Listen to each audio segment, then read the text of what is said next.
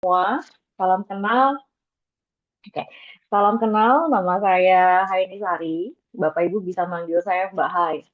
Ya, biasanya di tempat kerja saya dipanggilnya Mbak Hai atau Teh Hai. Gitu. Karena kan kalau nama Haini Sari itu Haini itu agak belibet ya. Jadi biasanya nanti ada salah penyebutan Mbak Heni, Mbak Hani, Mbak Hei gitu kan. Jadi biar lebih enak, itu bisa panggil saya Mbak Hai. Jadi nanti saya jawabnya halo. Oke, saya izin share screen ya Mbak Talita ya. Silakan, Bahai. Wih, Baik, udah akrab langsung nih. nih Mbak Hai. Oke, Bahai. oke. Sebelumnya saya mengucapkan terima kasih kepada tim dari Intip Diri sudah memfasilitasi saya ya untuk berbagi atau sharing terkait dengan salah satu judul buku yang sedang saya baca. Sebenarnya baru beres juga sih gitu kan, belum lama ini gitu. Masih dalam proses apa ya? Penggodokan, pemahaman lebih lanjut karena ternyata buku ini tuh nggak tebal sebenarnya. Cuman isinya kalau bahasa zaman sekarang tuh isinya daging banget gitu. Dan karena ini hubungannya terkait dengan komunikasi antara pria dan wanita, itu kan pria wanita itu hubungan tuh cukup cukup kompleks ya. Dan itu perlu berulang kali untuk membacanya supaya kita tuh bisa saling memahami. Nah, pada kesempatan malam hari ini itu jadi wadah untuk saya untuk apa ya, men-sharingkan sambil mereview juga kan. Jadi saya memahami juga gitu kan. Kita akan lebih cepat memahami itu ketika apa yang kita baca terus kita sharingkan juga. Di situ juga kan ada proses pemahaman atau pemahaman informasi ya gitu. Nah, pada malam ini saya akan membahas terkait dengan salah satu buku dari seorang penulis yang mungkin sebagian besar dari Bapak Ibu semua di sini itu sudah pernah membaca salah satu karya bukunya yang cukup terkenal eh, di psikologi ya, khususnya tuh terkait tentang relationship atau komunikasi. Nah, ini ada satu judul buku yang akan saya sharingkan pada malam hari ini yaitu Mengapa Pria Hanya Bisa Mengerjakan Satu Hal Dalam Satu Saat dan Wanita Tidak Pernah Berhenti Berbicara. Gitu kan. Buku ini adalah karya dari Alan dan Barbara Pease. Ya. Nah, oke. Nah, ini terkait dengan saya. Tadi mungkin sudah dikenalkan juga oleh Mbak Talita. Bapak Ibu bisa panggil saya Mbak Hai. Saya lulusan dari UPI, jurusan Bimbingan dan Konseling.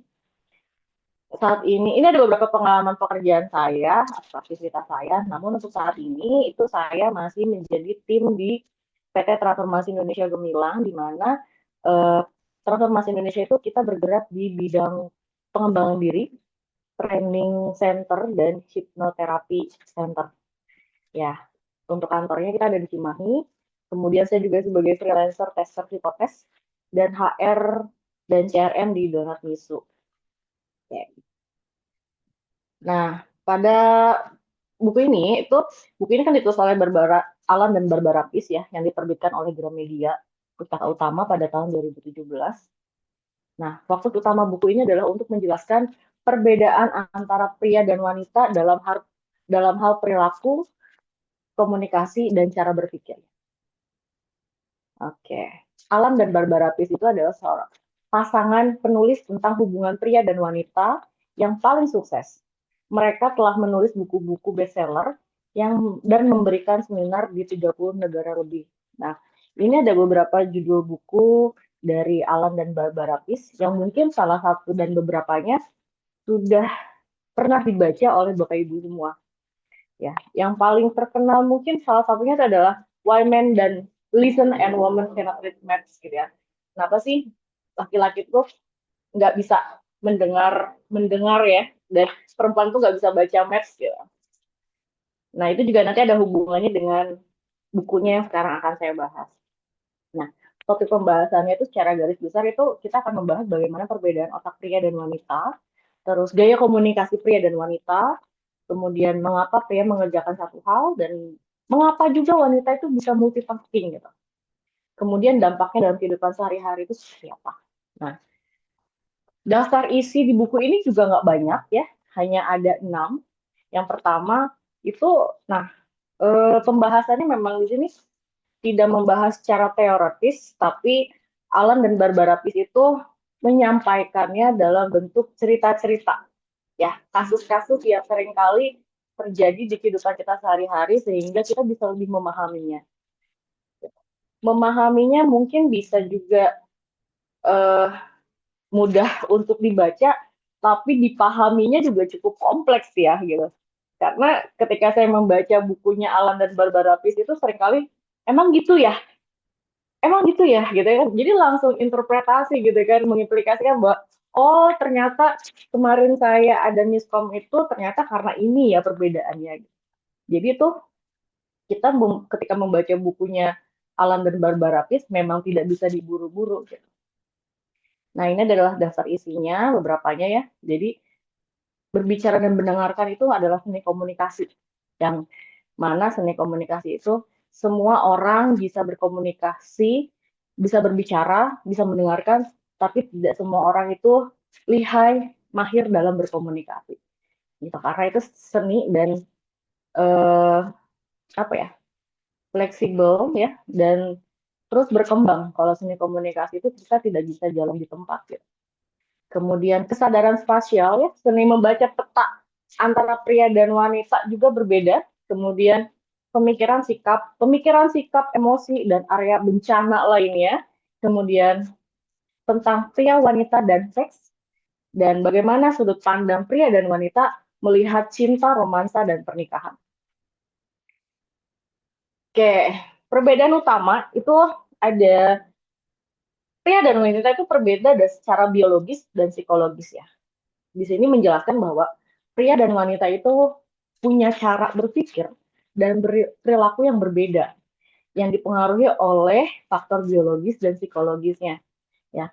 Yang mana dulu kalau Alan dan Barbara Pease itu menyebutkan bahwa manusia itu pria dan wanita itu diciptakan eh, punya peran yang berbeda-beda ya. Kalau misalnya zaman dulu kan laki-laki itu atau pria itu punya tugas untuk berburu, sedangkan perempuan itu punya tugas untuk menunjang kehidupan keluarganya, gitu kan. Di dalam rumahnya gitu. Bagaimana cara memastikan bahwa kebutuhan domestik di rumah itu semuanya aman, ya. Kemudian cara komunikasi juga berbeda karena itu dari struktur otak atau otak pria dan wanita itu eh, punya cara kerja yang berbeda gitu. Ya, jadi wanita tuh cenderung lebih ekspresif, suka berbicara tentang banyak hal, sedangkan pria itu lebih suka fokus pada satu tugas dalam satu waktu. Makanya kalau misalkan kita ngobrol sama laki-laki itu nggak bisa kalau ngobrolnya ketika laki-laki atau pria sedang mengerjakan hal lain, misalkan sambil makan, gitu kan, atau sambil bekerja, itu nggak bisa. Karena laki-laki itu hanya bisa bekerja atau menggunakan satu panca inderanya dalam satu waktu ya. Bukan berarti benar-benar tidak bisa, tapi memang tidak akan fokus gitu. Seringkali jadi tidak connect. Nah, ini ada perbedaan struktur, perbedaan otak pria dan wanita. Otak pria itu lebih fokus, ya, terfokus pada satu tugas dan memiliki struktur yang mendukung pemrosesan informasi secara linear.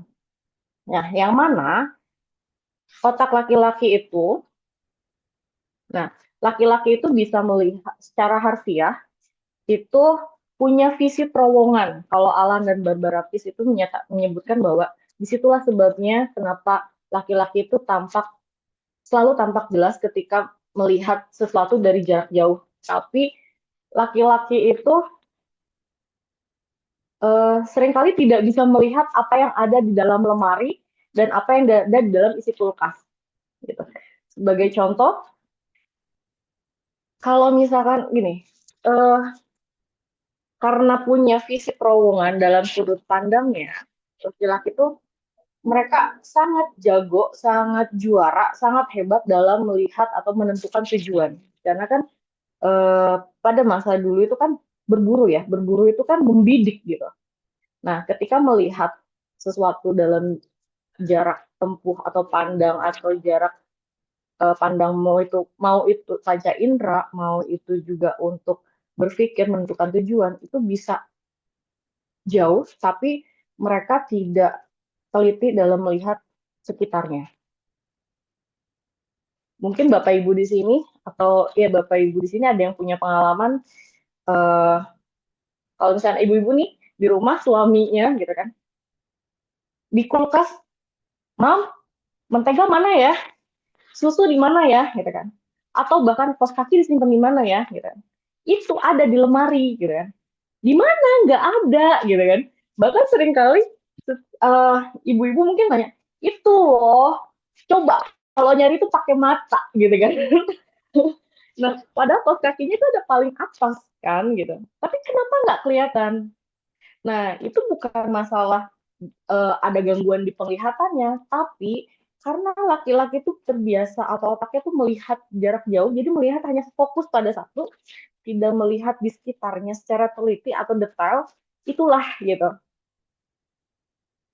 permasalahan atau kondisinya gitu ya. Nah, kemudian sedangkan perempuan itu mampu multitasking, yang mana visi face apa ya, apa istilahnya itu periversi gitu kan.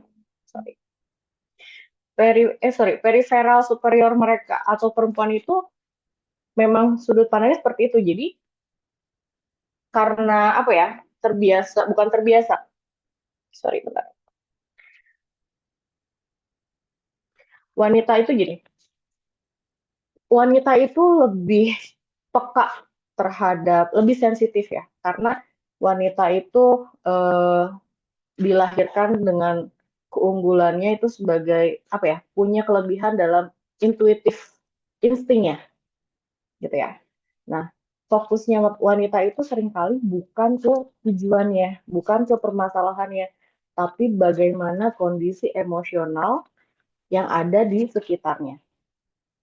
Ya, wanita itu punya sudut pandang yang lebih luas, ya, lebih luas ke kanan, ke kiri, ke atas, ke bawah. Jadi ketika melihat sesuatu, tidak melihat untuk jarak jauh, gitu kan, tapi lihat yang ada di sekitarnya.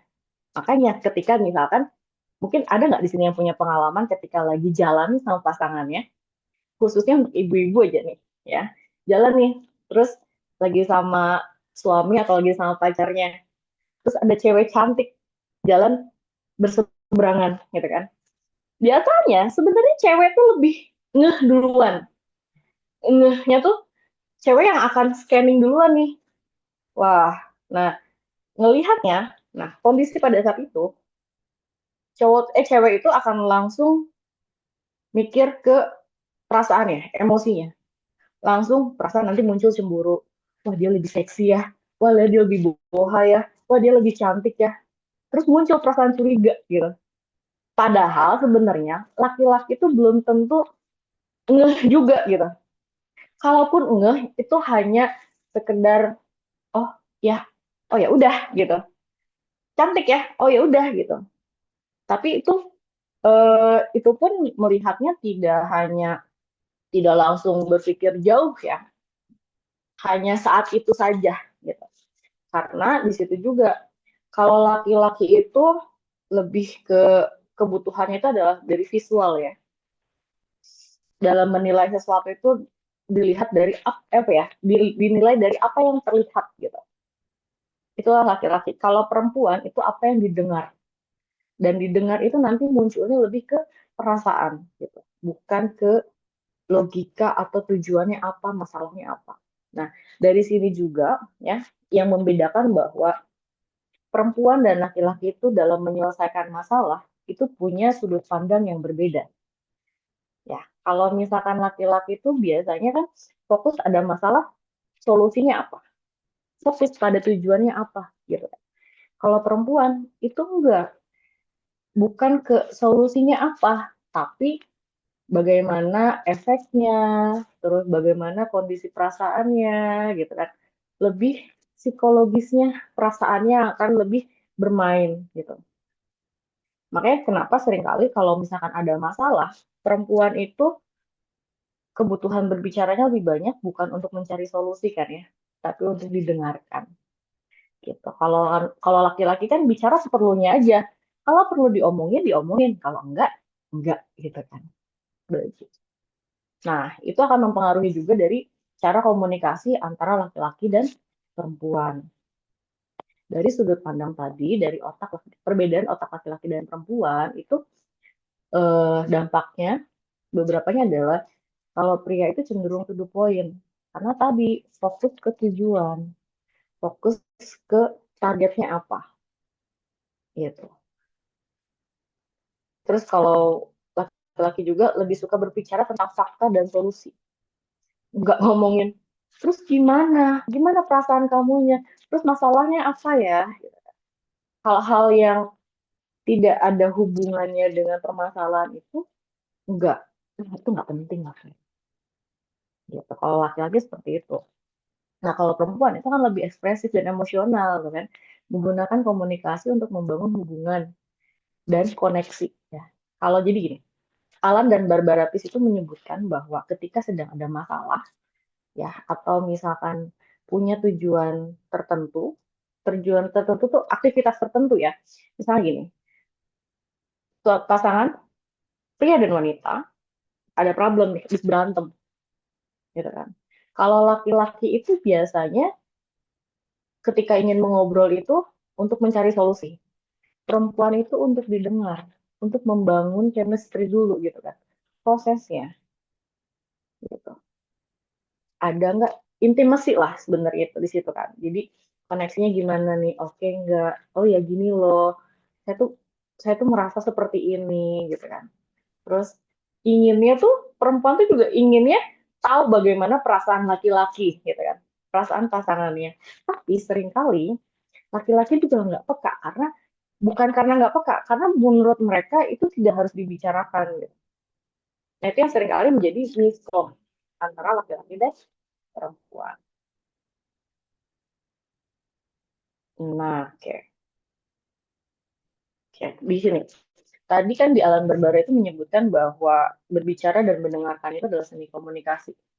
Nah, perempuan itu punya beberapa tujuan ketika mereka banyak tentang berbicara itu sendiri ya.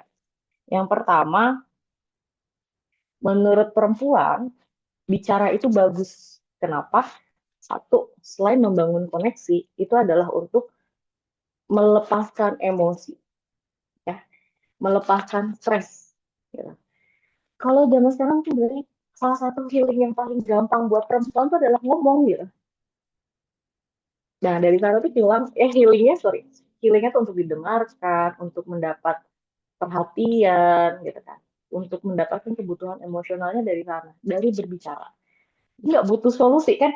Mungkin bapak ibu semua udah sering mendengar bahwa perempuan itu sudah punya jawaban apa yang ingin dia dengar ketika bertanya pada pasangannya.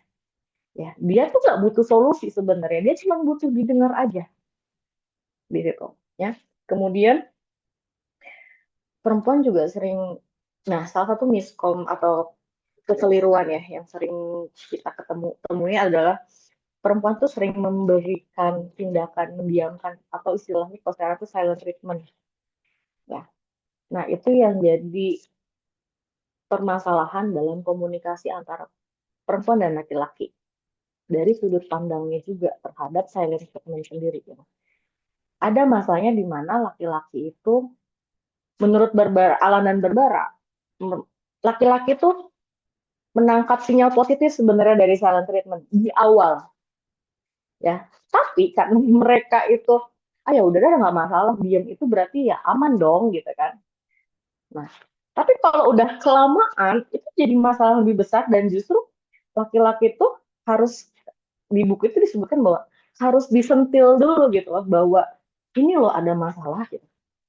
Laki-laki itu harus tahu bahwa lawan bicaranya itu marah, bahkan kalau perlu ditampar sekalian bahwa dia tuh lagi ada masalah loh gitu. Masalah dengan lawan bicaranya atau lawan jenisnya, dengan pasangannya, bahkan dengan kondisi kondisi yang lagi dihadapin oleh laki-laki itu sendiri. Kenapa? Karena itu tidak fokusnya tuh bukan ke kondisi emosional kan, tapi ke problem and solution gitu. Nah, selain itu, bentar. Nah, pria juga kan lebih dari sudut pandang atau ya sudut pandang pria tersebut tuh kelebihannya adalah pria tuh bakal lebih efisien dalam menyelesaikan satu tugas pada satu waktu. Jadi ke apa ya, kondisi tersebut sebenarnya bukan kekurangan. Kalau dalam kondisi keseharian itu tuh bisa jadi nilai positif kelebihannya laki-laki. Kenapa? Misalkan nih, ketika dalam pekerjaan membangun bisnis ya. Kalau sekarang kan lagi banyak mulai yang berwirausaha ya. Pasangan suami istri muda mulai pindah haluan gitu dari karyawan ke pengusaha.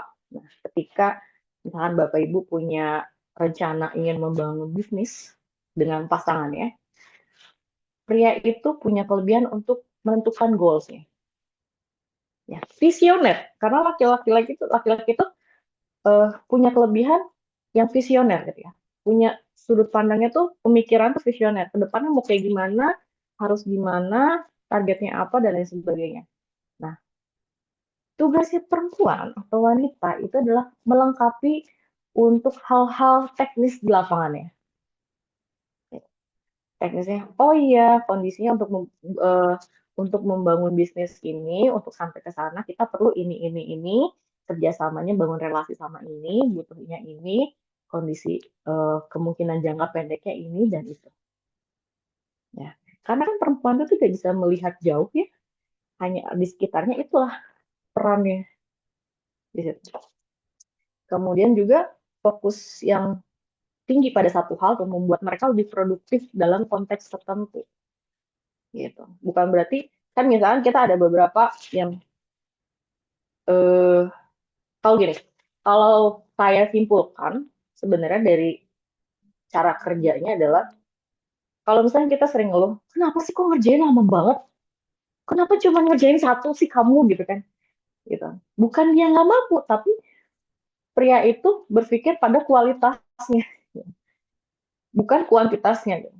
Karena itu mereka tuh fokusnya adalah pada target pencapaian. Gitu. Apa yang aku kerjakan itu yang harus selesai. Gitu. Nggak ada yang namanya setengah-setengah itu nggak ada gitu. Nah itu tuh akan berpengaruh juga ke stresnya mereka ketika mereka mengerjakan satu hal atau mengerjakan pekerjaan mereka itu tidak clear gitu, tidak clear and done. Gitu. Nah terus mengapa wanita multitasking? Wanita memang dapat mengelola beberapa tugas sekaligus berkat kemampuan otaknya yang lebih terhubung. Jadi kalau misalkan uh, apa ya, ilustrasi dari bukunya Alan dan Barbara Pease, kalau otak perempuan itu semuanya saling berhubungan, gitu. Terhubungnya tuh yang ada di pikiran ya. Kalau diibaratkan semuanya kecampur gitu kan. Dalam satu waktu perempuan itu bisa bisa makan sambil ngegosip gitu kan. Udah makan sambil ngegosip sambil nyuapin anak lagi gitu kan. Belum lagi sambil balas WhatsApp. Itu gitu kan. Oh iya, tapi itu akan terkonek gitu. Nah, kalau laki-laki itu semua sudah dipetakan, di kotak-kotakan gitu. Oh, sekarang itu saya waktunya ngerjain A. Kalau sekarang saya waktunya makan, ya makan gitu. Kalaupun bisa, itu sambil main game, tapi tidak bisa sambil mendengarkan cerita. Gitu. Ya. Nah, kemampuan wanita ini memungkinkan mereka untuk beradaptasi dengan cepat dalam situasi yang berubah-ubah. Gitu. Nah, inilah dampak dalam kehidupan sehari-harinya. Dari perbedaan itu dapat menyebabkan kesalahpahaman dalam hubungan, baik itu hubungan relationship, pekerjaan, sehari-hari, dan lain sebagainya. Kenapa? Karena itu sudut pandang dalam melihat masalah atau kondisi gitu, itu berbeda. Gitu. Nah, pentingnya kita untuk saling memahami dan menghargai cara masing-masing gender berkomunikasi dan bekerja. Inilah kenapa jangankan jangankan di relationship ya, di hubungan pekerjaan pun seringkali kita itu menentukan target untuk rekan kerja kita atau tim kita itu pakainya standar kita dari sudut pandang kita ya. Kalau misal itu pun karena kita tidak memahami bahwa oh partner kita tuh beda loh gendernya sama kita, beda loh sudut pandangnya, beda loh cara kerjanya gitu kan. Nah makanya kita tuh perlu memahami ini. Nah, oh laki-laki tuh fokusnya ini. Gitu. Jadi ketika misalnya kita punya tim, kita bisa menentukan targetnya apa sih. Dan misalkan saya punya partner kerja laki-laki, gitu ya. Secara skill, kompetensi dia mampu, ya. Tapi ketika job desk-nya itu bisa dikasih 3 yang tidak berhubungan, dia tidak bisa mengerjakan tiga-tiganya dalam satu waktu. Gitu. Target 1 minggu ngerjain ini ya, tiga-tiganya harus beres ya, gitu kan. Tapi tiga-tiganya bertolak belakang gitu. Misalkan admin, atau misalkan terus harus bikin konten, atau editing, gitu kan. Belum yang lainnya. Itu tuh mereka nggak bisa. Atau mereka tuh, maksudnya rekan kita yang gendernya berbeda gitu ya. Di situ kadang, kenapa sih kok nggak perform gitu kan? Kenapa nggak ini? Kenapa nggak gitu? Hasilnya kok nggak maksimal gitu kan? Bukan dia bisa atau enggaknya sebenarnya. Itu masalah di teknis itu. Teknis itu dipengaruhi juga dari bagaimana kita ketika menentukan target atau timeline-nya gitu. Nah, pria dan tugasnya. Pria itu cenderung lebih baik dalam menyelesaikan satu tugas pada satu waktu. Hal ini disebabkan oleh cara kerja otak pria yang lebih terfokus. Di kerjaan juga, misalkan nih, ibu-ibu, ya, kalau misalkan di kerjaan gitu kan atau di kehidupan sehari-hari punya problem, punya masalah yang butuh solusi, itu baiknya tanya ke cowok, tanya ke laki-laki gitu kan. Untuk teknis gitu kan. Karena dari cara kerja otak pria itu yaitu fokusnya lebih apa ya? Solusinya tuh lebih lebih akurat ketimbang perempuan gitu. Bukan berarti cara kerja otak perempuan itu tidak bisa fokus solusi ya, atau misalkan perempuan tidak bisa mencari solusinya, bisa. Gitu.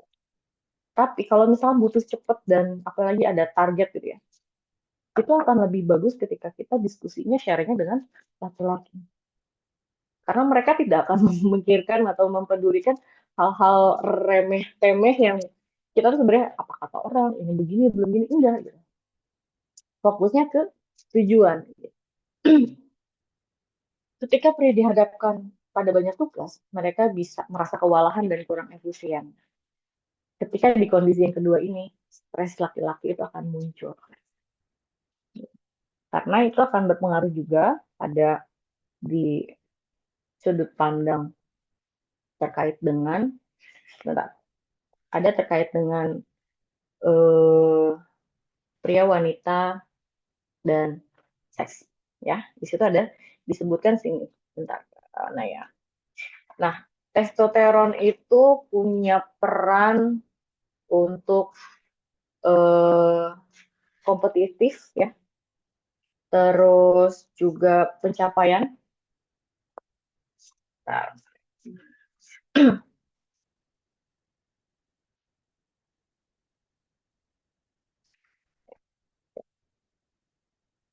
hormon nih, oke. Testosteron itu merupakan hormon kesuksesan, prestasi, dan kekompetitifan. Ya. Makanya hormon testosteron pada laki-laki itu lebih besar ya daripada perempuan. Makanya jiwa kompetitifnya itu lebih kuat daripada perempuan. Nah, itu yang mempengaruhi ketika pencapaian atau pekerjaannya itu mereka anggap belum clear and done, itu muncul stres yang akan lebih tinggi. Karena di sini juga disebutkan bahwa ketika laki-laki punya masalah di kerjaan, gitu, di pekerjaannya, ketika pulang ke rumah, mereka akan lebih banyak diam. Kebalikannya dengan perempuan, ketika dia punya masalah di luar, balik pulang ke rumah itu akan lebih cerewet gitu ya. Nah, oke, ini wanita dan komunikasi. Wanita itu memiliki kemampuan komunikasi yang lebih baik dan sering berbicara tentang berbagai topik secara bersamaan. Dan mereka juga lebih sensitif terhadap emosi, nuansa dalam percakapan. Jadi vibes-nya gitu, yang membuat mereka lebih baik dan dalam memahami perasaan orang lain. Perempuan itu kalau ngobrol ya untuk menilai sesuatu tuh bukan dari apa yang diomongin sama lawan bicaranya, tapi bagaimana ekspresi dari lawan bicaranya. Itu yang sering kali tanpa kita sadari menjadi miskomunikasi. Ya, apa yang disampaikan itu tidak diterima dengan baik oleh lawan bicaranya, khususnya untuk yang perempuan. Ya, jangankan laki-laki ke perempuan, perempuan ke perempuan pun seringkali miskom, gitu. Karena perempuan juga kan punya gaya komunikasi yang berbeda-beda yang dibentuk oleh lingkungannya ya. Nah, itu yang mempengaruhi ekspresi perempuan pada saat berbicara. Gitu. Itu baik itu mau perempuan sama perempuan, perempuan laki-laki, atau laki-laki ke perempuan. Cara komunikasi itu yang memang harus dipelajari terus. Gitu. Ya. Meskipun laki-laki tidak apa ya, laki-laki dan perempuan itu sama-sama harus melatih kepekaan. Makanya kenapa seni komunikasi ini itu sampai usia berapapun itu kita harus terus belajar gitu ya, karena pengaruh lingkungan sekarang ya, dari adanya gadget terus informasi yang mudah diterima gitu, itu mempengaruhi gaya komunikasi, karena itu mempengaruhi juga dari kebiasaan kita menerima informasi gitu. Biasa instan dari gadget ketika harus berkomunikasi itu agak kewalahan ya, apalagi sekarang kemarin sempat pandemi juga apa ya, berhadapan atau komunikasi itu sering lewat teks ya, lewat teks, lewat tulisan atau lewat layar yang seringkali kita eh, nggak bisa melihat ekspresi lawan bicaranya, karena informasi itu bisa diterima lebih akurat ketika kita bisa melihat gesturnya. Verbal itu bisa berbohong, tapi gestur itu nggak bisa ditipu. Gitu. Itu quotes yang saya dapatkan dari salah satu pelatihan tentang public speaking. Atau kalau misalnya Bapak Ibu pernah mendengar istilah NLP, Neuro Linguistic Programming, itu dibahas juga gitu, bahwa ketika komunikasi akan lebih akurat informasinya ketika kita bisa melihat ekspresi dari lawan bicara. Mulut bisa bilang enggak, tapi kalau tatapan mata tuh nggak bisa bohong gitu. Ya, oke. Okay. Nah, perbedaan dalam memecahkan masalahnya juga tiap laki-laki dan perempuan itu beda. Pria itu cenderung lebih suka menyimpan masalah mereka dan mencari solusinya secara mandiri. Sedangkan wanita lebih suka berbagi masalah dan mencari dukungan emosional. Dari kalimatnya beda kan? Beda jelas nih. Lebih suka berbagi masalah dan mencari dukungan emosi. Bukan mencari solusi kan? Karena perempuan udah punya solusinya sendiri. Itu entah itu apa ya, entah itu untuk mencari apa ya, membutuhkan, kalau sekarang mungkin ada istilahnya mencari validasi atau apa gitu kan, sebenarnya mereka tuh butuh dukungan aja, meyakinkan bahwa solusi mereka, cara mereka tuh sudah benar kan di situ. Terus juga wanita seringkali mencari pemahaman dan empati, sementara pria lebih fokus pada solusi yang praktis. Gak usah bertele-tele, nanti targetnya udah keburu lari duluan gitu kan. Gitu. Oke, contoh perilaku navigasi dan ruang. Oke. Wanita seringkali mengalami kesulitan dalam orientasi ruang yang membuat mereka lebih mudah tersesat. Sebaliknya, pria itu lebih baik dalam memahami arah dan jarak. Oke. Nah, dalam situasi seperti memberi petunjuk arah, wanita tuh lebih suka petunjuk berbasis tempat. Misalkan dekat pom bensin, atau deket Alfamart gitu kan, deket patung apa gitu. Nah, ini implikasinya adalah ketika dalam apa ya, misalkan kita lagi mau punya tujuan ke satu tempat ya. Kalau misalkan ke perempuan itu, misalkan mau kemana ya? Ini kan misalkan saya base-nya tinggal di Bandung ya, dari arah Pasteur, dari Pasteur mau ke PVJ ya, mau PVJ. Terus saya nanya nih Mbak Talita, enggak, ke Mbak Talita sama-sama cewek ya, ke Mas Fahmi deh, ke Mas Fahmi gitu kan saat. Mas Fahmi kan laki-laki ya, saya perempuan nih. Kalau ke Mas Fahmi, tinggal kasih Google Maps, dia tahu. Oh harus sini belok kanan, harus sini ke sini, sini, sini gitu kan. Kalau perempuan nggak bisa, apalagi ada flyover, lewat flyover Pasopati. Sekarang atas atau bawah ya, nggak ngerti gitu kan. Gitu. Apalagi yang nggak hafal daerah Bandung, itu nggak bisa. Tapi kalau misalkan ngasih tahu ke perempuan tuh gini, misalnya saya nanya, Mas Fahmi saya mau ke PVJ nih, kira-kira lewat mana ya? Sini Mbak Hai. Mbak Hai lewat dari keluar tol Paster kan ya, lurus aja dari lampu merah, lurus terus. Nah, nanti ada flyover sebelahnya Indomart, ya Indopoint, bahaya ambil ke bawah aja. Terus ada lampu merah yang ada patung ini belok kiri ya. Jadi ada patokannya gitu. Nggak bisa yang coba ada dua lampu merah nih ya, terus lampu merah kedua belok gitu kan. Perempuan tuh sering kali nggak, hah iya gitu, emang ada dua ya? Jadi belum jalan juga udah didebatin dulu gitu kan. Ya gitu, enggak ah, coba lihat dulu. Nah, riweuh kan. Nah, tapi patokannya tuh nanti pas lampu merah yang ada Indopoint tuh, baru belok kiri gitu. Sedangkan laki-laki itu dia udah tahu sendiri harus kemana gitu. Tanpa kita harus harus jelaskan secara detail ya, cukup ini pedomannya, ini mapsnya, oh, tahu karena itu otak mereka akan bekerja sendiri untuk mencari cara sendiri gitu, untuk mencari solusinya. Kalau misalnya ini nggak bisa terus pasti nyari ini ke sini gitu. Salah satu contoh lain adalah ketika traffic lagi macet nih ya, dari Pasteur mau ke gedung sate, itu kan trafficnya lumayan padat ya. Kalau laki-laki kan lihat dari maps itu udah tahu nih, oh ini macet merah nih, harus cari jalan kemana ya gitu kan. Perempuan enggak, perempuan pasti nanya ini kemana ya gitu kan.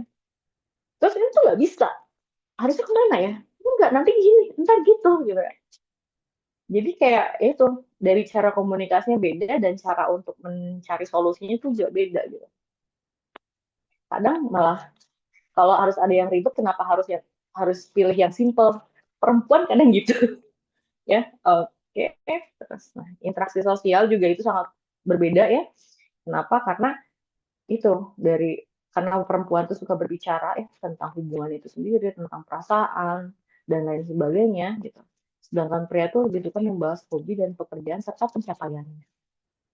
Gitu. Terus perbedaannya sering menyebabkan kesalahpahaman dalam hubungan antara pria dan wanita. Ya. Kenapa salah paham? Satu dari caranya, ya. Kedua dari tujuannya. Karena perempuan laki-laki itu kan punya tujuan yang berbeda ketika mereka berbicara. Itu yang seringkali menjadi permasalahan gitu. Kalau di situ dan punya pengalaman yang sama juga nggak sama saya yang mana ketika lagi apa ya debat berantem sama pasangan nih gitu,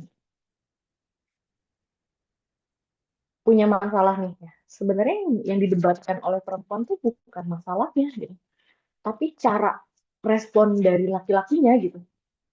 Kok kamu cuek banget sih? Kok kamu nggak ngechat duluan sih? Kenapa kamu nggak mau bahas duluan? Kenapa bahasanya kamu gitu?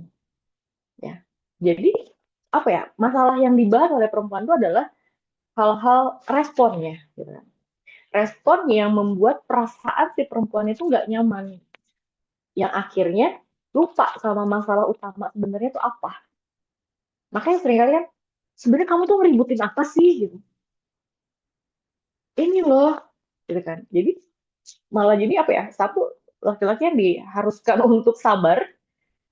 Nah, sabar dan harus punya skill komunikasi yang jago juga gitu untuk menggiring menggiring atau mengarahkan perempuannya supaya yuk kita back to uh, kita balik lagi deh ke permasalahan utamanya itu apa di situ.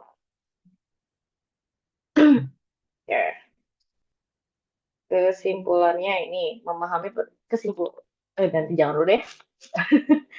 Oke, mungkin itu dulu deh Mbak Darita dari saya. Nanti kita open diskusi aja ya untuk yang lainnya. Oke, siap. Makasih banyak, Mbak Hai. Banyak banget. Kalau saya sih banyak banget yang relate gitu ya. Contoh tadi, Relate ya? misal kalau cewek kan kita kan, kalau mama saya gitu ya Mbak, lagi masak nih. Iya. Dia bisa tuh, lagi goreng ayam, terus Mm-mm. cuci piring, balik lagi goreng ayam, terus ngelap-ngelap, Mm. beres. Tapi kalau misalkan laki-laki gitu, masak mie ya, ditungguin sama dia. Kapan matangnya ya? Bener-bener kayak bertolak pinggang depan panci gitu. Panci ya? Iya bener. Terus kalau soal yang tadi apa, yang tadi flyover itu saya relate juga sih Mbak. Nih, ngapain apa itu? Relate ya? Terus kalau misalkan nih, ya kayaknya salah deh, misalnya kita ngomong gitu ke laki-laki yang Iya. nyetir gitu. Kayaknya tadi nggak begini, jadi nyalahin mapsnya. Jadi ya agak sedikit tersentil juga gitu. Oke, betul betul. Oke. Oke, Mbak. Mm-mm. Sama-sama Mbak. Iya, ini sebetulnya sudah ada di kolom Q&A, tapi saya Mm-mm. akan mempersilahkan untuk barangkali saya akan membuka satu sesi tanya jawab dulu teman-teman. Silakan kepada tiga dua penanya dulu deh. Saya akan membuka tiga pertanyaan, yaitu dua penanya live dan juga satu yang di Q&A yang nanti akan saya bacakan gitu pertanyaannya. Mungkin silakan Kak Hadi ya Kak, tadi sudah raise hand terlebih dahulu. Silakan Kak untuk Oke, menyampaikan pertanyaannya iya, ke Mbak iya, Hai. terima kasih, Kak. Jadi gini, yang pertama, saya ini pernah ini aja ya, kan tadi penjelasannya soal perbedaan aja kan tentang laki-laki dan Iya. perempuan dan itu bisa menyebabkan kesalahpahaman. Tapi saya belum tahu nih bagaimana kita menghadapi perbedaan tersebut. Ginilah saya contoh kasus itu saya pernah begini. Waktu itu ada apakah kita memikirkan tentang keputusan apakah kita mudik atau enggak nih. Mudiknya ini karena di sana itu ada yang sebetulnya ada yang baru meninggal ya. Ada yang baru meninggal. Kita harusnya kalau nah yang perempuan ini dia bilang begini, harusnya kita datang soalnya itu ada yang meninggal, kasihan perasaannya gini gini gini. Dia fokus sama perasaannya betul sama kayak kata Mbak, dia berbicara secara emosional begitu. Solusi solusi emosionalnya dia. Tapi yang apa saya lebih memutuskan untuk tidak dulu karena memikirkan masalah finansial atau apa itu. Sedangkan masalah masalah perasaan orang yang di sana, insya Allah mereka bisa mengerti lah. Kita bisa bicara secara jarak jauh atau begitu. Nah, pertanyaannya ada dalam keadaan seperti ini nih, bagaimana kita menghadapinya? Ini contoh kasus doang nih, gitu. Ya, terima kasih. Oke, terima kasih Mas Hadi ya. Iya, Mbak Talita langsung jawab atau ditampung dulu? Oke, boleh langsung dijawab mungkin Mbak Hai. Langsung jawab dulu ya. Oke. Ya. Thank you pertanyaannya. eh ini saya jawab dari apa yang saya tahu dulu ya Mas ya. Karena eh tadi saya juga sempat singgung bahwa ada salah satu skill teknik komunikasi yang sangat-sangat membantu kita dalam kehidupan sehari-hari, khususnya ketika kita untuk melihat masalah, ketika kita untuk mengambil keputusan, bahkan untuk menentukan tujuan. Saya pernah belajar NLP, Neuro Linguistic Programming, di mana di sana itu ketika kita dalam kondisi satu kondisi atau kondisi permasalahan, kita harus peka dulu, kita harus tahu dulu kondisinya seperti apa untuk menentukan urgensinya. Urgensinya, oke, kondisinya kita mudik nih, ya. Dan kebetulan di kampung halaman ada yang meninggal, saudara.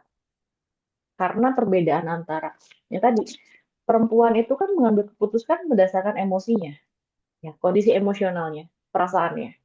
Nah, sedangkan laki-laki itu kan tujuannya, feedbacknya apa, gitu kan. Nanti dampak ke depannya apa, dan lain sebagainya. gitu kan. Misalnya salah satu pertimbangan tadi kondisi finansial. Nah, ditentukan. Nah, gini, Alan dan Barbara Pease juga menyebutkan di akhir bahwa dari perbedaan itu antara pria dan wanita, itu yang luar biasa adalah kemampuan mereka untuk hidup berdampingan gitu. Ya. Nah, untuk bisa hidup berdampingan itu kan butuh keselarasan antara emosional dan logika. Untuk saling melengkapi, maka pria coba untuk mengarahkan, oke, kita pertimbangkan, kita diskusikan bareng-bareng ya.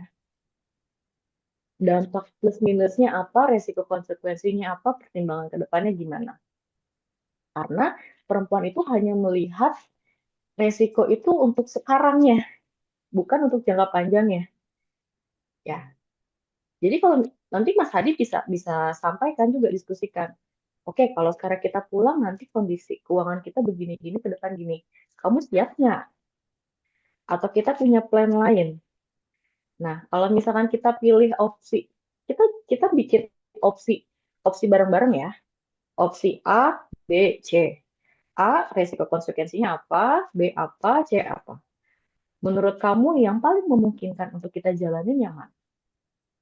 Nah, dari sana perempuan juga diajak ya, didampingin, dilatih untuk mengambil keputusan berdasarkan logika juga dan kondisinya, realitanya gitu. Nah, dari sana juga nanti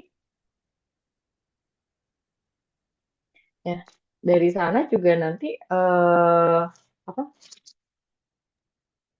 Untuk keputusannya tuh bisa dipertanggungjawabkan bareng-bareng. Nah, kalau di NLP itu selain kita bisa peka menentukan prioritas ya, kita juga bisa memikirkan untuk mencari solusinya dan kita bisa mengambil keputusannya itu secara bijaksana. Bijaksana menurut kita ya. Karena kita sudah tahu resiko dan konsekuensinya itu seperti apa. Jadi Sehingga nanti kesimpulannya responnya Kak, apa yang Kakak bilang, kita sebagai lelaki sebaiknya menjabarkan apa yang ada di pikiran kita gitu, dampaknya atau apa begitu, biar mereka memilih begitu. ya betul. Karena harus disampaikan juga gitu kondisinya. Jadi harus terbuka gitu antara laki-laki dengan perempuan pertimbangannya supaya sejalan gitu. Kalau nggak Iya. sejalan itu ya kan, kalau nggak sejalan nanti bisa jadi konflik baru lagi. Oke, terima kasih Kak. Sama-sama Mas Hadi. Kalau misalkan ada yang kurang ya, kurang tuh Mas bisa coba cari informasi lagi terkait dengan eh, apa ya, seni mengambil keputusan. Banyak kok Oke, eh, siap. pendekatan-pendekatannya. Oke, baik. Terima kasih banyak Kak Hadi. Semoga menjawab ya Kak. Terima kasih atas pertanyaannya dan Bahaya atas jawaban yang telah diberikan. Nah, mungkin Oke. sebelum kita berlanjut ke Kak Antoni yang tadi sudah raise hand nih Mbak, ini aku kayaknya pengen apa ya? eh Pengen ngebahas tentang pertanyaan yang masuk di Q&A dulu nih Kak, nih Mbak. Soalnya kan Boleh, tadi boleh. masuk duluan ya. Ini ada dari Mas Ahmad Fani. Kenapa dalam berkomunikasi perempuan, oke, pertanyaannya relate nih.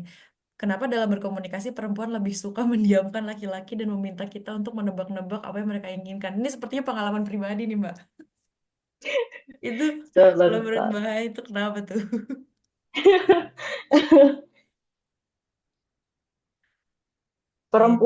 Kenapa perempuan lebih sering mendiamkan? Ya, masa kayak kenapa kayaknya sih Mas Ahmad nih, kenapa sih cewek tuh lebih suka kita tuh nebak gitu. Kalau misalkan bete ya bete, bete kenapa? Kenapa nggak ngomong gitu mungkin ya maksudnya. Kenapa nggak terus terang aja sih? Kenapa lu tuh nyuruh gua nebak gitu? Gitu. Oke, siap. Nah, karena perempuan itu sudah punya jawaban sebenarnya dari permasalahannya. Dan dia tuh udah punya jawaban tuh dalam artian dia tuh pengen pengen direspon A sama lawan bicaranya atau sama pasangannya.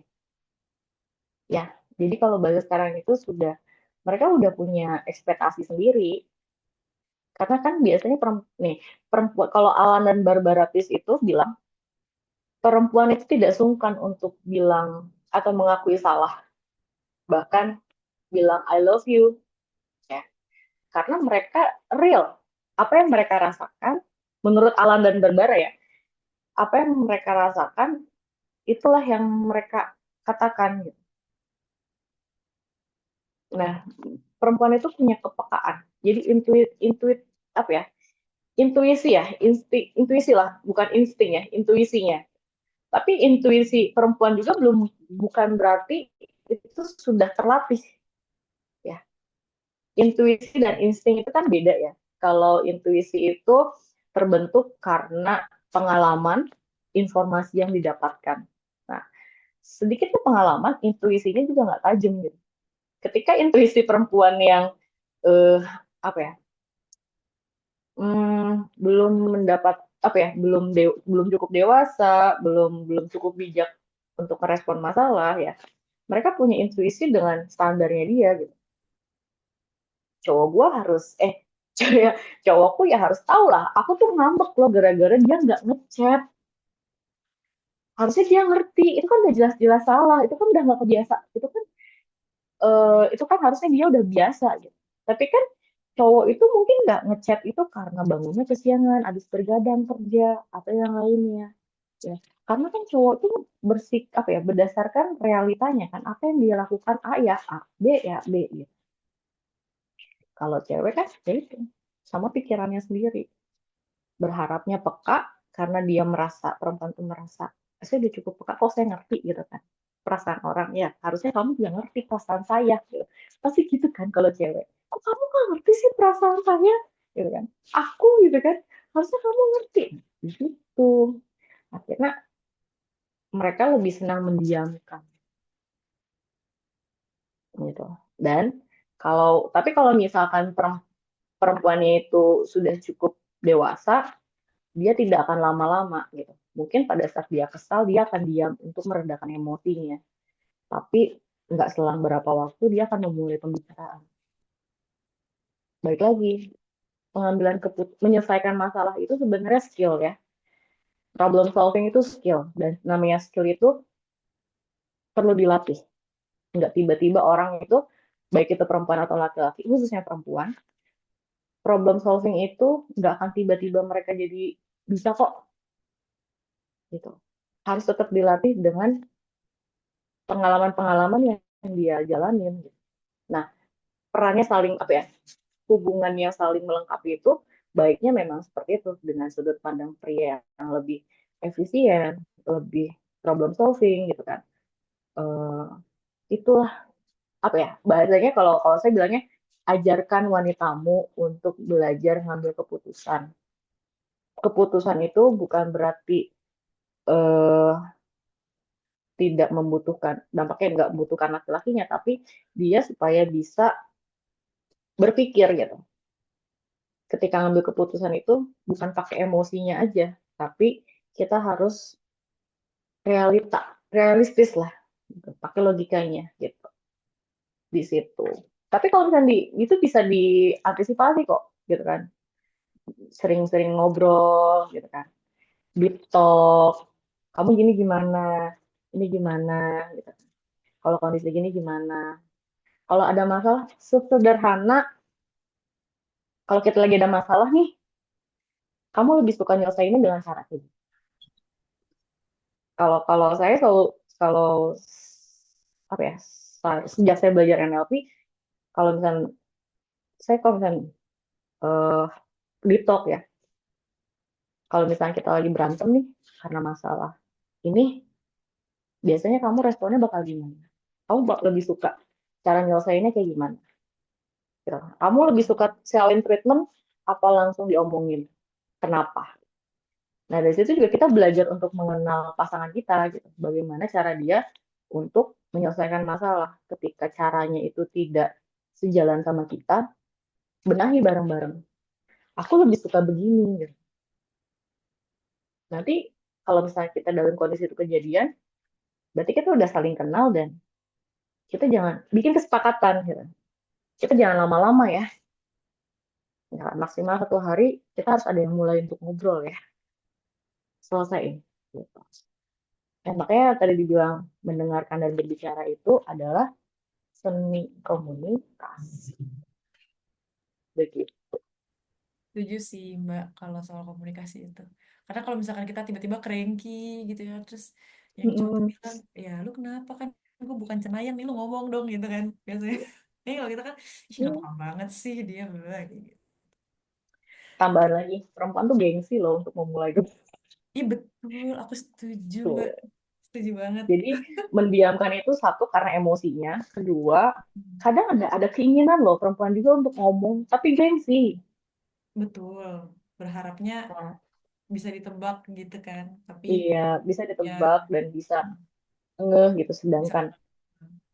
Sedangkan apa yang menjadi masalah buat perempuan itu belum tentu masalah buat laki-laki. Makanya laki-laki nggak memulai untuk ngobrol dulu. Lah, emang itu jadi masalah ya? Bahkan Ah, mungkin ya, nggak jarang juga yang ketika perempuan yang ngomong, misalkan nih cowoknya bilang, kamu kenapa sih uring-uringan terus dari kemarin? Terus kamu kenapa diem? Gitu. Aku salah apa? Kan perempuan yang, kamu nggak sadar ya? Kamu nggak ngerasa ya? Kamu tuh misalkan ini nih. Kira perempuan yang ngomong. Biasanya ada juga yang responnya, wah, emang itu jadi masalah ya? Itu. Nah, apa yang jadi masalah perempuan tuh belum tentu masalah juga buat laki-laki. Makanya ada miskom di situ. betul. Ya, benar-benar itu saya setuju sih Mbak. Yang menurut kita masalah tuh mereka malah nggak mikir sampai ke sana gitu. Maksudnya ya mungkin memang seharusnya tidak dipermasalahkan, tapi ya kembali lagi ke perbedaan cara berpikir itu tadi ya Mbak. Jadi Mhm. ya gap itu yang harus dibicarakan gitu. Semoga menjawab Ya, Mas gap ya. Ahmad. Semoga abis ini tidak dipermasalahkan lagi ya Mas ya. Oke Mbak, Hai. Ini kita lanjut ke pertanyaan selanjutnya dari Mas Antoni yang sudah raise hand. Silakan Mas menyampaikan pertanyaannya ke Mbak Hai. Ya, malam Bahai.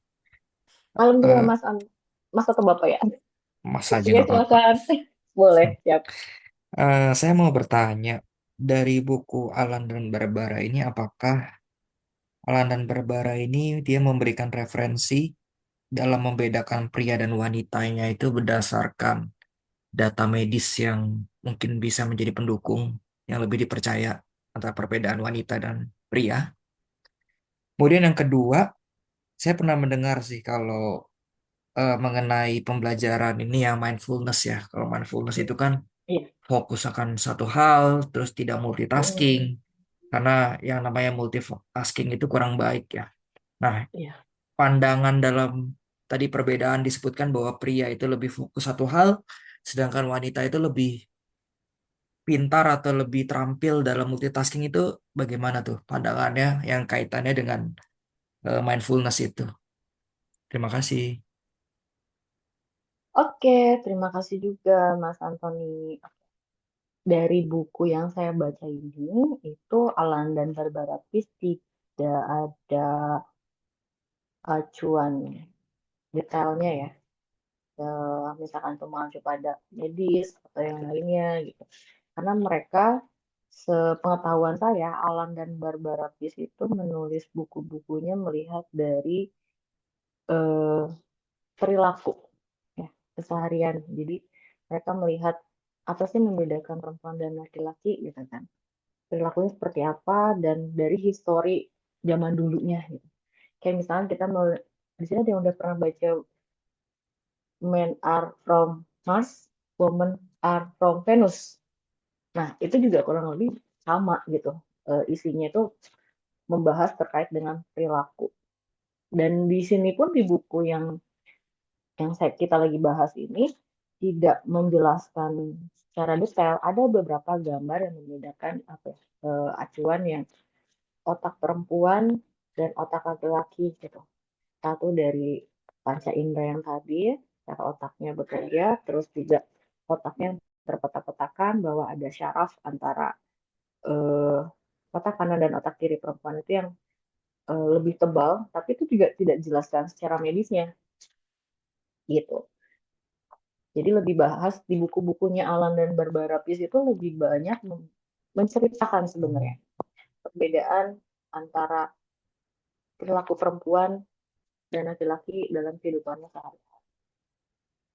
gitu. Ya, jadi makanya ini juga berhubungan dengan tadi ada pertanyaan di kolom komen, ini terlalu general. Ya. Tadi bilang ada siapa gitu. Saya perempuan tapi saya bisa baca maps.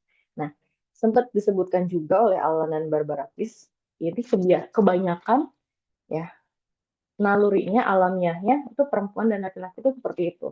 Tapi apa yang terbentuk kita sekarang itu faktor terbesarnya adalah dari lingkungan. Kalau dari teori psikologis untuk pembentukan perilaku, kebiasaan kita, karakter dan kebiasaan kita, kemampuan kita saat ini itu adalah dibentuk dari lingkungan.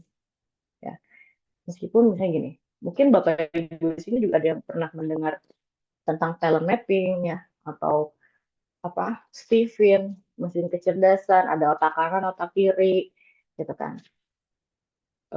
Kalau di Stephen itu ada mesin kecerdasan sensing, intuiting, terus thinking, terus apa tuh Stephen feeling sama insting gitu kan. Itu kan terkait dengan otak kanan, otak kiri ya, dan otak tengah. Secara nalurinya, alamiahnya itu kita dibentuk seperti itu. Tapi mana yang akan mendominasi itu dari faktor lingkungan. Karena gini, banyak juga kok perempuan yang berpikir logis, ya. Banyak juga kok perempuan yang justru apa ya emosionalnya itu ketika dia ngambil keputusan bukan emosinya yang mendominasi, tapi thinkingnya. Nah itu dibentuk karena lingkungan. Gitu. Dari kecilnya mungkin pola didiknya, pola asuhnya itu terbiasa untuk kalau ada masalah kamu langsung selesaiin, kalau ada masalah langsung selesaiin, dan lain sebagainya. Nah itu faktornya gitu. Karena ada juga yang saya misalkan saya perempuan tuh biasanya cenderung lebih peka ya. Jujur kalau saya nggak terlalu peka gitu.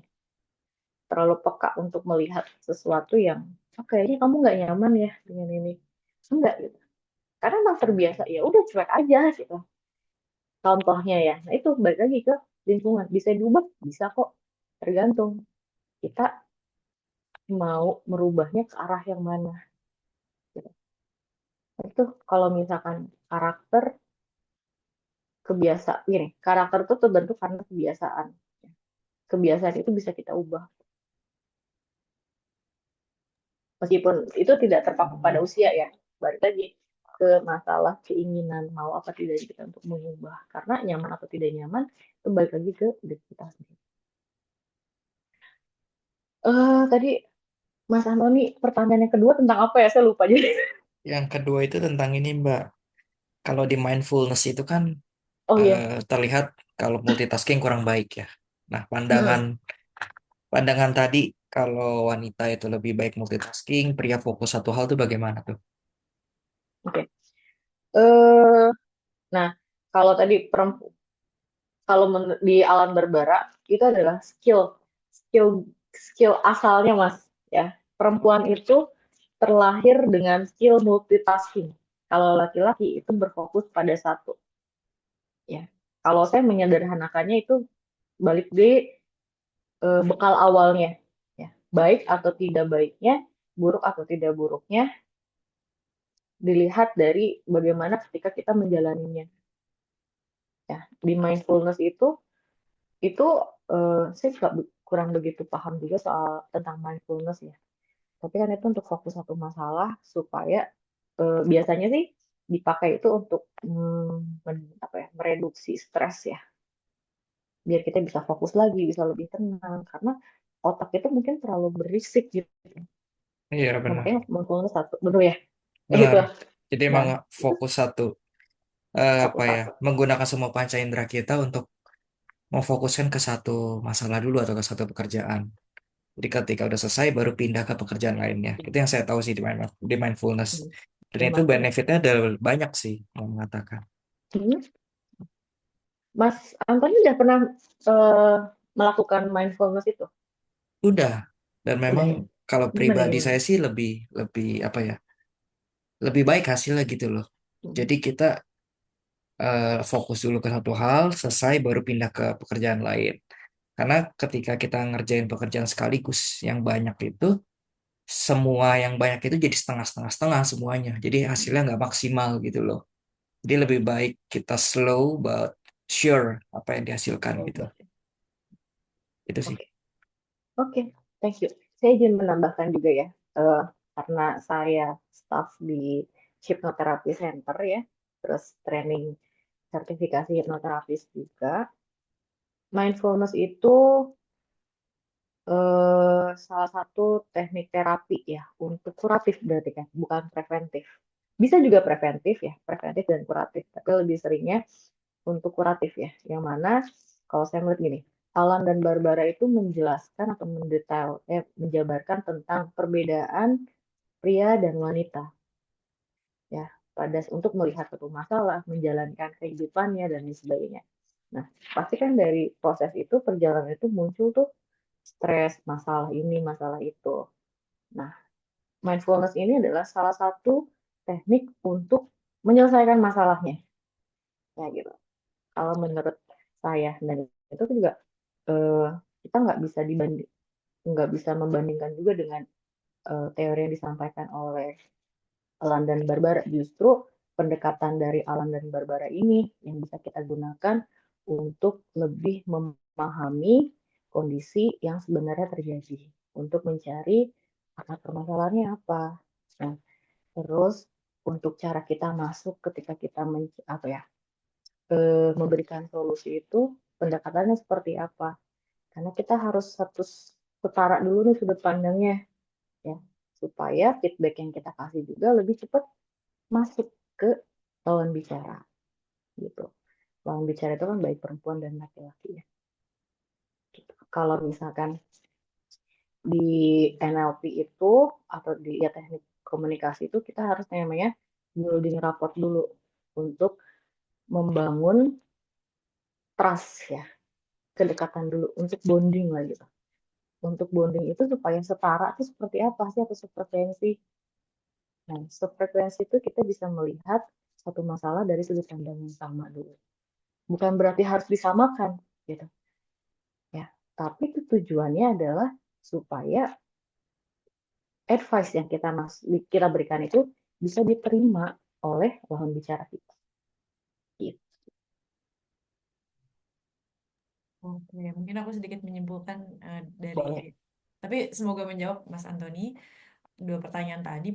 Mungkin terkait juga Mbak Hai dan Mas Antoni terkait beberapa komen di chatbox gitu tadi ada yang komentar itu apa ya kalau kalau aku menyimpulkan sih berarti secara alamiahnya atau secara naluri dilihat dari itu tadi ya yang kemampuan berpikir atau ya secara nalurinya perempuan dan laki-laki itu mungkin berbeda gitu dalam ya berkomunikasi atau menyikapi masalah, tapi memang semua skill dalam berkomunikasi ataupun berpikir itu bisa dibentuk. Ya, itu tergantung lingkungannya. Tadi karena ada yang menyinggung juga tuh Mbak di komentar tadi, oh itu bisa dibentuk berdasarkan lingkungan itu berarti betul. Saya pribadi sih setuju juga gitu. Walaupun kita secara nalurinya diberikan perbedaan nih antara dua gender ini, tapi bukan berarti pakem seperti itu gitu. Artinya kan bisa dibentuk untuk skill komunikasi kita dengan orang lain gitu kan. Barangkali seperti itu, sekalian menjawab tadi yang di kolom komentar juga. Dan saya juga baru tahu nih tentang mindfulness ini, kayaknya seru juga untuk diperdalam gitu. Oke, terima kasih banyak Mas Antoni dan Mbak Hai atas sharing-sharingnya. Kalau gitu, karena keterbatasan waktu, teman-teman, barangkali saya akan membuka sesi kedua, tapi hanya dua pertanyaan. Yang pertama, dari yang sudah resen, Mbak, ada Mas Noval. Silakan Mas Noval untuk menyampaikan pertanyaannya kepada Mbak Hai. Ya, terima kasih Mbak Talita. Ya, ya, Teh Hai, ya saya panggil Teh Teh ya. Iya. Terima kasih banget materinya. Saya mau tanya tentang tadi, ini relate juga kebetulan Tete juga hipnoterapis ya gitu.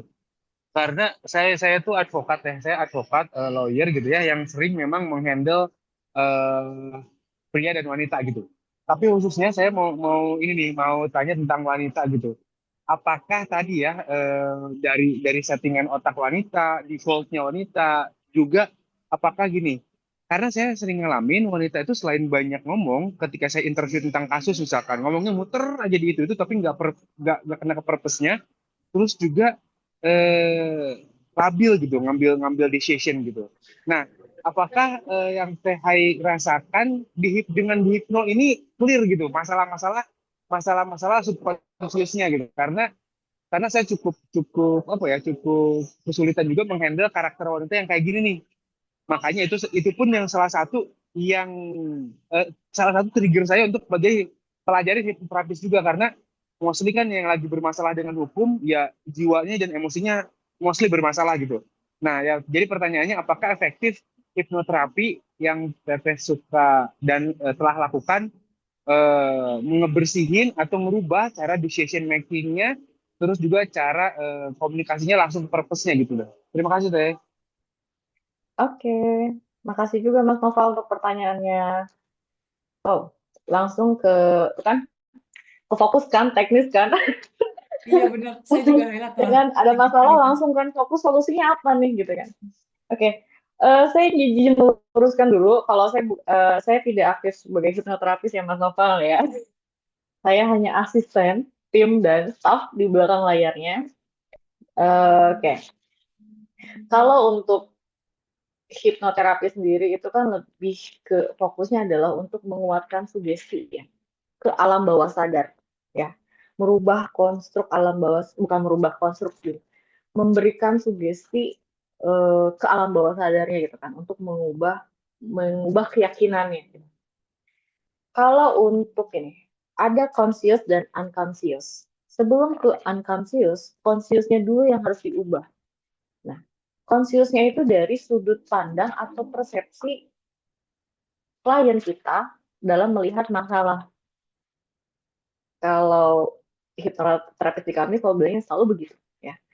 Sebelum ini, karena di teori eh, koreksi saya kalau misalkan salah ya teman-teman atau bapak ibu semua yang backgroundnya dari psikologis ya, psikolog atau psikiater untuk merubah feeling ya, perasaan, emosi itu yang harus dibenahi dulu adalah konstruk berpikirnya dalam melihat masalah. Hipnoterapi itu tidak single teknik, Mas ya. Pada saat sesi itu perlu terapi atau teknik atau metode lainnya untuk pendampingan. Pendampingan itu biasanya kalau di kami itu selalu dibekali teknik-teknik psikologi yang lainnya, seperti teknik NLP, teknik CBT, forgiveness therapy, bahkan mindfulness ya, dan teknik-teknik lainnya. Kenapa? Karena harus diubah dulu gitu. Kalau yang paling sederhana itu teknik NLP yang akan lebih terpakai ya gitu. Kenapa? Karena di NLP itu kita gini, klien itu bisa dipandu untuk ubah dulu nih sudut pandangnya, perceptual positionnya. Perceptual positionnya itu tidak hanya dari sudut pandang dia sebagai klien orang A, tapi coba deh dilihat dari B-nya. Kalau di teori psikologis lain itu adalah empty chair terapi bangku kosong. Nah, itu tuh untuk mengubah konstruk persepsinya gitu. Konstruk berpikirnya bahwa ketika ada masalah itu, dia ada emosi kan. Bla bla bla bla kemana mana mana mana. Tapi harus si terapis itu harus tarik dulu nih. Oke, batasin ya. Oke, baik lagi ya. Gini. Oke, Bu, permasalahannya gini, ibu yang ibu alami itu seperti ini, ya. Ibu inginnya seperti ini. Coba sekarang, misalkan kita pakai CBT ya, atau pakai terapi bangku kosong itu. Coba sekarang ibu bayangkan, misalkan di depannya ada lawan bicara ibu, gitu. Terus, misalkan sampaikan apa yang ingin ibu, apa yang ibu rasakan dan ingin ibu katakan. Nah, coba di switch role playing, gitu. ya. Nanti dia lihat dari sudut pandang lawan bicaranya, dan nanti dia juga bisa memposisikan dari sudut pandang orang ketiga, orang luar, atau dari sudut pandang helikopter view. Ketika semakin banyak informasi atau perspektif, dia kan bisa lebih berpikir, oh iya ya, ternyata tidak seperti ini. Dia akan dapat insight baru untuk menyelesaikan masalahnya. Sebenarnya baik perempuan atau laki-laki, itu sebenarnya kita tuh tahu, seringkali kita tuh udah tahu kok solusi dari permasalahan kita sendiri. Cuman kita tuh banyak distraksinya gitu ya. Entah karena kondisi psikologisnya yang drop, down banget, yang pesimis dan lain sebagainya. Jadi kita tuh butuh penguatan dari orang lain atau bahkan tenaga profesional bahwa ini loh caranya. Butuh penguatan seperti itu. Yang jelas hipnoterapi itu tidak single teknik ya Mas ya. Bisa banyak teknik-teknik lain lagi untuk penguatan supaya hasilnya lebih maksimal. Karena itu kita harus ingat ada conscious dan unconscious. Benahi dulu consciousnya, baru kita perkuat di unconsciousnya dengan hipnoterapi. Gitu. Jujur hipnoterapi itu bagus banget kalau misalkan belajar NLP, Mas. Tekniknya akan lebih banyak terpakai, baik itu dalam bonding, building rapportnya ya, dan lain sebagainya. Bahkan untuk mencari solusinya pun, nanti bisa juga hipnoterapis nggak usah banyak berpikir keras gitu kan, tinggal mancing aja gimana caranya supaya si klien itu bisa menyelesaikan atau mencari solusinya sendiri dari permasalahan yang dia alami. Tinggal nanti perkuat dengan hipnoterapinya supaya lebih percaya diri, supaya lebih ikhlas, supaya lebih sabar, lebih tenang dan lain sebagainya. Gitu. Jadi nanti jalaninnya dia akan lebih punya keyakinan yang kuat bahwa everything gonna be okay. Begitulah. Wah, ilmu baru juga nih buat saya nih mengenai hipnoterapi. Bagaimana Mas? Apakah ada feedback dari jawaban yang telah diberikan oleh Mbak Hai? Oke, siap. Semoga menjawab Mas Noval. Barangkali kalau klien perempuan lagi ngomong tuh, dia kejar target 20.000 kata per hari tuh kayaknya tuh. Nah, betul. Kan ini ya. Aku, Mungkin didengar dulu ya. iya benar-benar. Udah didengar, udah capek, baru langsung oke gitu kan. Ini ya. Bisa pakai Intermezzo aja. pendekatan-pendekatan lainnya. Iya, soalnya kan saya pernah dengar, saya nggak tahu sih valid atau enggak gitu, tapi ya perempuan memang mengeluarkan jauh lebih banyak kata per hari gitu. Barangkali itu Mas. Oke, siap-siap. Terima kasih banyak Mas Novel dan Mbak Hai terkait sharingnya. Mungkin satu pertanyaan lagi, Boleh. Bapak, Ibu, dan teman-teman. Ini ada pertanyaan yang ringan barangkali nih Mbak. Saya agak pertanyaannya lucu tapi iya juga gitu. Di kolom Q&A dari Anonymous, wah siapa nih kira-kira? Izin bertanya, kenapa laki-laki lebih senang rebahan daripada perempuan? Apakah itu karena karakter jenis kelaminnya atau memang laki-lakinya pemalas aja? Hehe. Mas atau Mbak ini? Lucu pertanyaan tapi emang iya ya gitu. Kenapa laki-laki lebih senang rebahan ketimbang perempuan? Kalau saya simpulkan dari bukunya Alan dan Barbara ini, kan hormon laki-laki itu testosteronnya kan tinggi ya. Nah, itu kan adalah pengontrol apa itu kesuksesan, pencapaian, kompetitif dan lain sebagainya kan. Cowok itu cowok. Bener nggak apa-apa ya. Laki-laki dan cowok itu lebih mereka kerja kerasnya di luar gitu. Dan mereka udah punya pemikiran bahwa pulang ke rumah itu ya untuk istirahat, recharge energi. Rebahan bukan karena males, tapi karena ya memang udah waktunya istirahat gitu. Saya berpikir keras ya ketika di luar rumah gitu. Survive berjuangnya itu di sana gitu. Kalau perempuan itu karena gini, dari dulunya kan untuk memastikan bahwa kebutuhan logistik dan domestik itu terpenuhi dan aman. Jadi perempuan tuh di rumah bukan rumah ya, di dalam rumah itu jadi lebih banyak aktivitas ini itu, dan juga ada beberapa cara untuk rilis stres itu adalah dengan bergerak. Mungkin di sini nggak sedikit perempuan ya yang yang pengalaman apa ya, sama dengan saya, kalau lagi stres itu justru lebih rajin untuk gerak, beres-beres, bersihin kamar mandi gitu kan. Kalau lagi biasa aja malas beres-beres, tapi kalau lagi stres, lagi capek, ada masanya di mana lebih stres sebenarnya. Stres itu lebih jadinya ke beres-beres gitu. Karena untuk nge ngerilis stresnya itu, perempuan mah kalau nggak ngomong, gerak gitu. Kalau diem itu justru berarti udah parah banget. Perempuan itu kalau udah capek-capek yang kayak udah hopeless, dia akan mendiamkan. Begitupun nanti di hubungan juga seperti itu gitu. Cerewet berarti masih peduli gitu. Tapi kalau misalnya udah nggak komen lagi, ya udah masa bodoh gitu. Terserah deh gitu.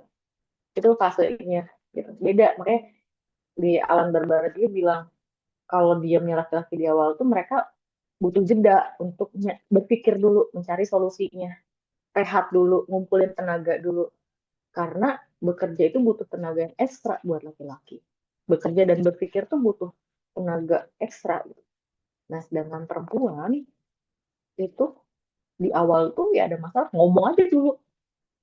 Karena kan butuhnya support ya, di ngertiin gitu. Nanti ketika udah kebutuhannya terpenuhi, mereka akan diem.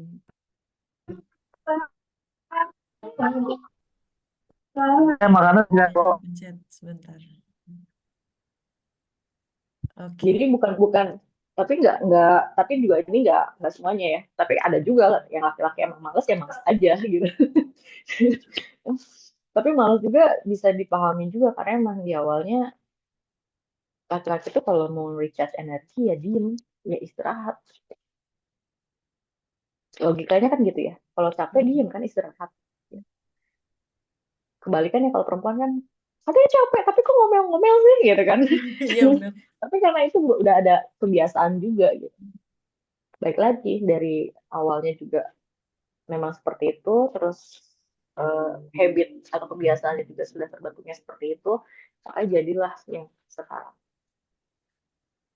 Betul sih Mbak. Itu saya juga satu tipe kayaknya dengan bahaya gitu ya. Pengennya tuh, aduh pusing banget nih. Yaudah tiba-tiba tuh bersihin kipas gitu. Ngapain gitu kan. Jadi ya kayak gitu lah. Oke, Itu semoga benar. terjawab Mas atau Mbak Anonimus ya. Yang menjadi pertanyaan terakhir karena keterbatasan waktu kita pada malam hari ini. Mungkin sebelum saya mengakhiri sesi pada malam hari ini, saya ingin membacakan sedikit kesimpulan gitu Mbak. Barangkali tadi Ya. ada Bapak Ibu yang berjoin gitu ya. Jadi terdapat perbedaan cara berpikir antara laki-laki dan perempuan seperti itu ya. Seperti kalau laki-laki itu satu panca indera digunakan untuk satu waktu gitu, jadi tidak multitasking gitu. Kemudian fokus pada satu tugas, kemudian yang memiliki visi terowongan tadi yang disebut oleh Mbak Hai, kemudian juga menyaring atau informasi itu secara linear gitu. Berbeda dengan perempuan, kalau perempuan cenderung lebih multitasking karena apa?